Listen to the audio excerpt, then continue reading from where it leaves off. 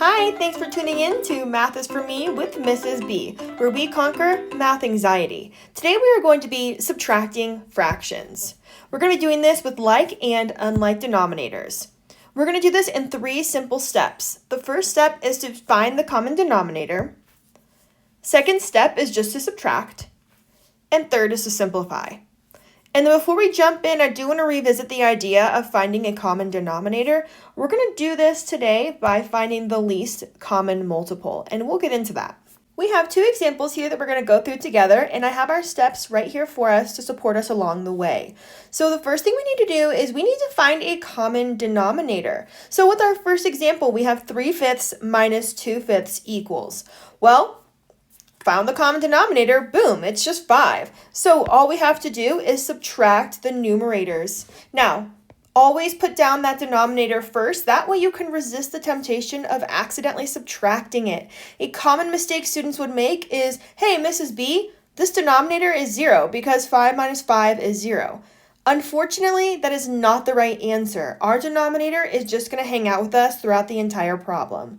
So now we're going to put that denominator down as 5 and simply just 3 minus 2 is 1. And so the answer here would be 1/5.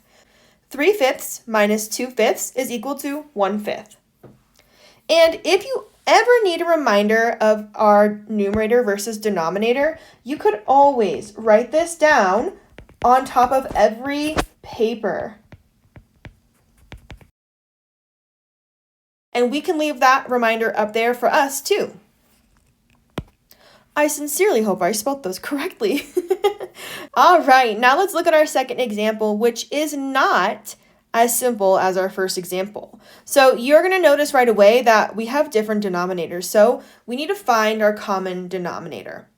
We're going to be doing that by finding the least common multiple. The least common multiple is just the least common factor between these 2 numbers. So what we're going to do is we're going to write out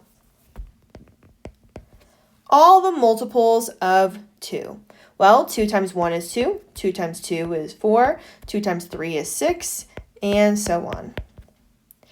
Then we're going to do it similarly with 3. 3 times 1 is 3, 3 times 2 is 6, 3 times 3 is 9, 3 times 4 is 12. And then we have a lot of other numbers we could list here, but we're looking for the least common denominator or the least common multiple. So we don't need to find all the big numbers, especially if we already spot a number that we have in common. And I certainly do. So scanning the list, I see that we have a 6 right here and a 6 right here. And this is a fairly small number. It's the smallest number in our list, so that's why it's the least common multiple or the least common denominator. So before we can just start jumping in, we're going to have to put this 1/2 is going to have to be created into a fraction with a denominator of 6. When we do this, we are making equivalent fractions. So what would happen? How can we get from 2 to 6? Well, I know that 2 times 3 is 6. Whatever you do to one, you have to do to the other. So 1 times 3 is 3. Well, isn't 1/2 the same thing as 3/6? Absolutely. So we did that. Now we're going to take this guy down here. We have our 1/3, and we need to make it an equivalent fraction with 6 as the denominator. Well, I know that 3 times 2 is 6, so 1 times 2 is 2. Perfect. Last thing is we're going to have to subtract and simplify. So we're going to just subtract 3/6 minus 2/6. This is the exact same thing as this up here. We just now have a common denominator. Always, always, always put down that denominator right away just to resist the urge of accidentally subtracting it. Now just look at our numerators. 3 minus 2 is 1. And done. So you can see the difference here. The first example is quite simple. You just subtract and you're basically done. But on the right side, our second example, you just have to find a common denominator. You will get really fast at finding common denominators, but it is worth it to put in the work in the beginning. Now, step number 3 is to simplify, because you should always make sure that your fraction is in most simplest terms. Now, scrolling down a bit, we have our third and final example. Please pause the video, solve it on your own, and then come back for the solution. All right, so hopefully you notice right away that we do not have common denominators. This is not a problem. We can do this. We know how to do this. We're going to find the least common denominator or the least common multiple. So I'm going to start with 4, the denominator of my first fraction. And I'm going to list out all the multiples. 4 times 1, 4 times 2, 4 times 3, 4 times 4, and 4 times 5. There are lots of other numbers here, but again, we're looking for the smallest number that these two guys have in common. So 6, 12, 18, 24, 30, and lots more. We're looking for the smallest number that they have in common. 12 and 12. So let's get to it. We're going to take 3/4. We're going to take 3/4 and we are going to create an equivalent fraction with 12 as the denominator. Well, 4 times 3 is 12, so 3 times 3 is 9. Beautiful. Now take your 1/6.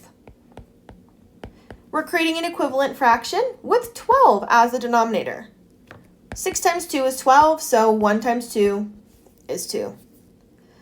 Now we're just going to set it up like we did before. It looks like I'm running out of space here. So now we're going to have, instead of 3/4 minus 1/6, it's going to be 9/12 minus 2/12. Immediately put that down there. Carry that denominator. He's hanging out with us the whole problem. We are not going to change him up unless we need to at the end to simplify. So now we have 9 minus 2, which is 7. Before I box this answer, I want to make sure this is in simplest terms. Does 7 and 12 have anything in common? No, they don't. So this is indeed our final answer. So 3/4 minus 1/6 is 7/12. One quick thing before we say goodbye is that notice that 4, 6, and 12. All these denominators are different in this problem. This is why it's so important to find our least common denominator, because there's no way I could have looked at this and been like, oh yeah, well, it's going to be 7/12. If you can do that, then can you please teach me your ways, because I need to know what you see, because I do not see that. I've been doing math a long time, and I still have to think through the common denominators like this. To summarize the time we spent together today, to subtract fractions with like and unlike denominators, you find the common denominator, you subtract, and then you simplify. Thanks for tuning in with me today. If you are wondering how to add fractions, I do have a video on that, which is posted on my YouTube channel. So feel free to go over there and watch how to add fractions.